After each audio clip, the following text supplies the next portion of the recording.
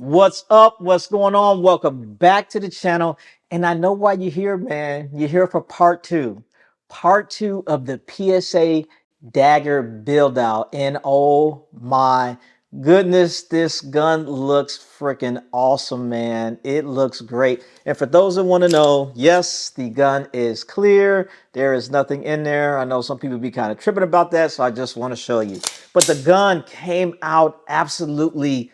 Dude, it's a beautiful gun. What I'm going to do is jump up on the table and show you everything about the slide, all the components of it, and why I chose what, and kind of let you know how we got to this point. Hey, if you like the content, please consider subscribing to the channel. I need your subscriptions. Please subscribe to the channel. If not, just drop a like, drop a comment. Let's get some dialogue going.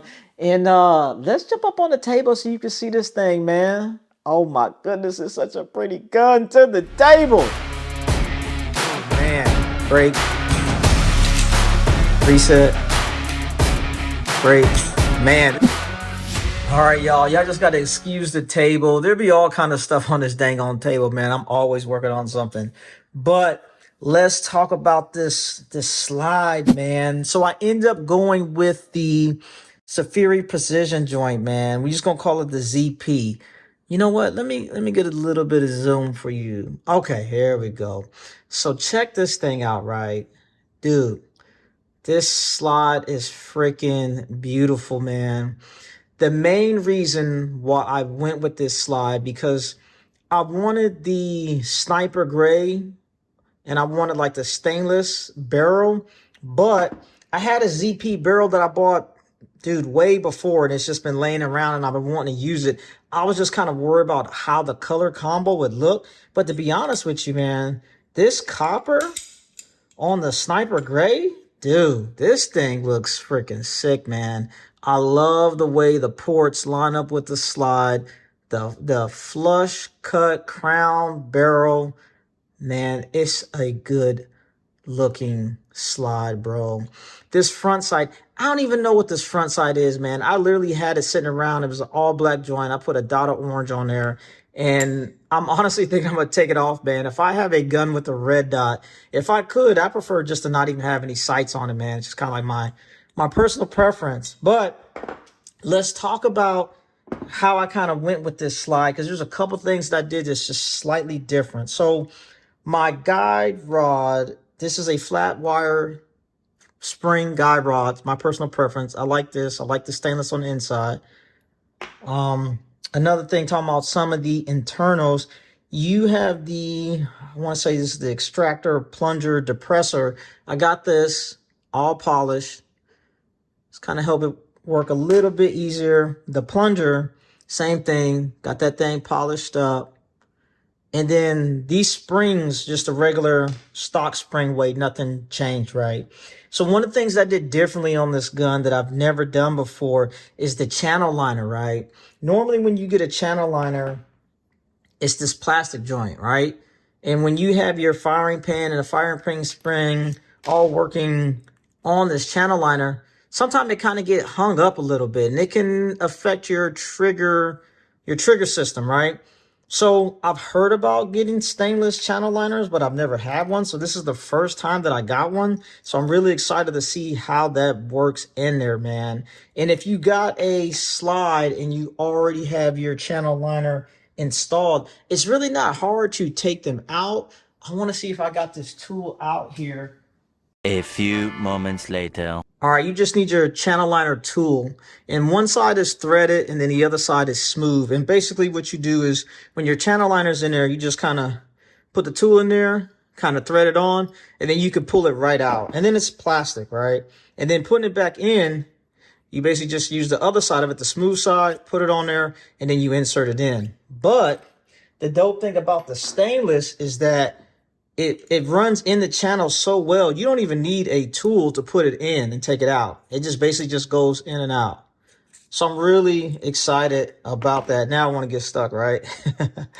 But I'm really excited to see how this stainless channel liner works in this dang on gun, right?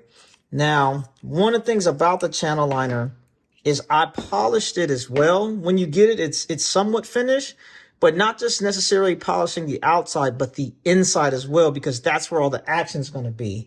And you're probably like, man, how do I polish the inside of that?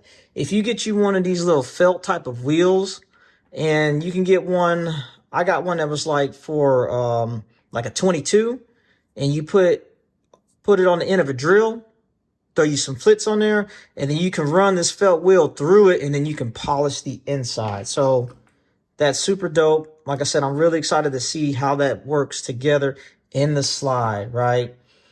Also, I just got a standard extractor, and then I got my SLR. This is like a black anodized, and dude, when I put this thing on, it was on so freaking tight, man. When I was taking it off so I can show y'all the inside of this, I actually scratched this thing up, but it's all good, man. It's just a gun. It's going to get some wear and tear on there. But all together, man, dude, this was like the last pieces that I needed to finish the gun and get it all together. Now I got to get it out to the range and see how she runs, man. But I'm telling you, this slide is, man, it's nice, bro. It's nice. I really like this kind of knurling on the back of this.